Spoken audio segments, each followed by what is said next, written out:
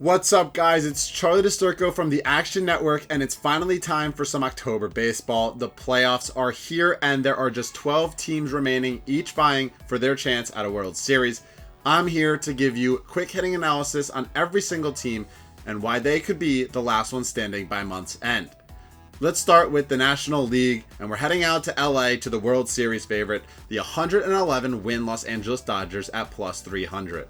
Every year there's always one team that dominates on both sides, and this year it's LA. They rank first in runs scored and first in runs allowed. Even with Walker Buehler, who is sidelined with injury, players like Tony Gonsolin and Tyler Anderson have stepped up to the tune of sub-2.6 ERAs. And I can't be remiss if I didn't mention Clayton Kershaw and Julio Urias. The Southpaws have been excellent once again, and they're dominant in October, so you know what you're going to get from this starting rotation. And as far as the offense goes, they're the best in baseball. Number 1 in WRC plus and WOBA, second in isolated power, a lineup that features the likes of Mookie Betts, Trey Turner, Freddie Freeman. The gauntlet goes on. This is a team that is going to excel and be in every single game. You bet the Dodgers if you love excellence. And as far as the bullpen goes, don't be concerned with Craig Kimbrell now out of the closer's role. This is a team that ranks 4th in xFIP and should be great once again in October. Next up on this list are the defending World Series champions, the Atlanta Braves at plus 500. You want the hottest team in baseball? Well, Atlanta is your squad. They've surged from June 1st on to the tune of a 77-33 record, erased a 10.5 game deficit in the National League East, and swept the Mets in a 3-game series to secure the divisional crown. Their offense is top 10, and their damage is done through extra base hits. They're the number 1 team in isolated power, highlighted by Austin Riley, who proved 2021 is no fluke. He finished this season with a 273 average and 38 home runs. New Atlanta Brave Matt Olson, who replaces Freddie Freeman, has also thrived in the middle of the lineup, hitting 44 doubles and 34 home runs. And I have to mention Dansby Swanson, a revival of a season with a 277 average and 25 home runs, including 3 home runs in 3 games against the New York Mets. So you know what you're going to get from this offense. The rotation, however, carries a little bit of question marks. You know you're going to get excellence out of Max Fried, but Spencer Strider is on the injured list with an oblique injury, and Charlie Morton finished this year with a 4.34 ERA.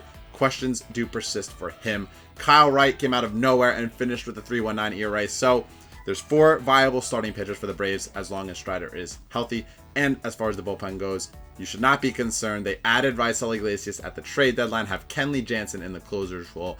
This is a team that has just gotten even better than last season, and they're going to be a threat again. You want a comeback story while leading the National League East for the entirety of the 2022 season, only to lose it in one swift 3-game series at the hands of the Atlanta Braves. Then the New York Mets are your club at plus 950.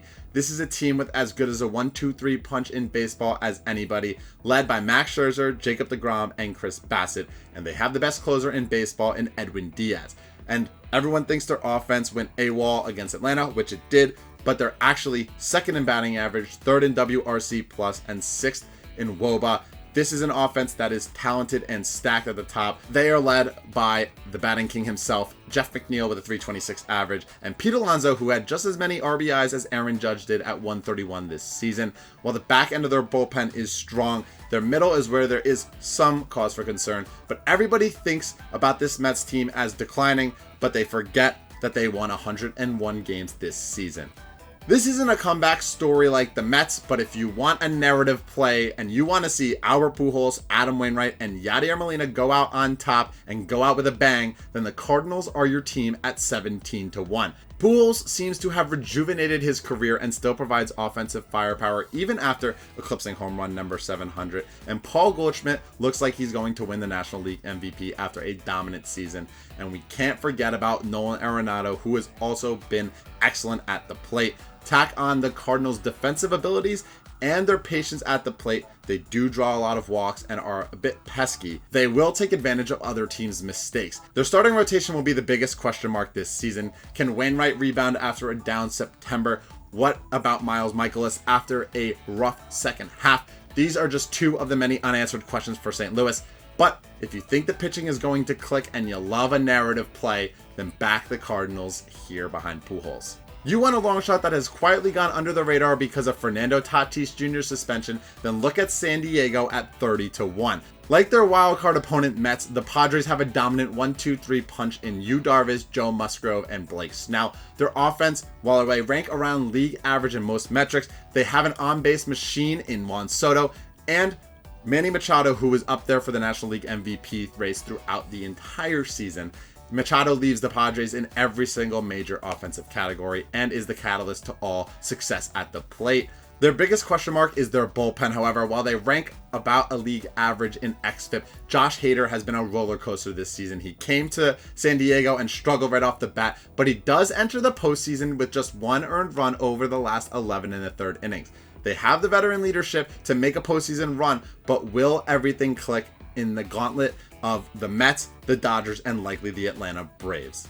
Last but not least, we have the Phillies, who are also 30-1. If you want to talk about a sleeper team poised to make a Cinderella run, look no further than Philadelphia. They have one of the best 1-2 punches in baseball in Zach Wheeler and Aaron Nola, and Ranger Suarez has quietly been consistent as well. They're playing as good a baseball as anybody right now, and their offense ranks 7th in WRC plus over the last 30 days, and their bullpen is in the top third as well. They have an easier path than San Diego, having to go through the Cardinals and then the Braves and then whatever team comes out of the gauntlet that is San Diego, New York, and the Dodgers.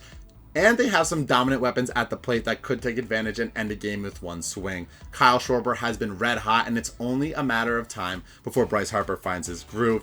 If you like an underdog and a long shot, the Phillies are your team here in the National League. That's going to be it for me for the National League. Be sure to check back to look at the video on the American League, where I break down every single team and why they could make a run to win the World Series and win the pennant. And let me know what you think in the comments. Do you think the Phillies are the long shot? Do you think the Mets are slept on after that series sweep against the Braves, or are they done for? You think Atlanta repeats? There's a lot of questions. This is a gauntlet of a National League where any team can win. So let me know, and be sure to subscribe to the Action Network for more baseball videos throughout the entire postseason. Peace.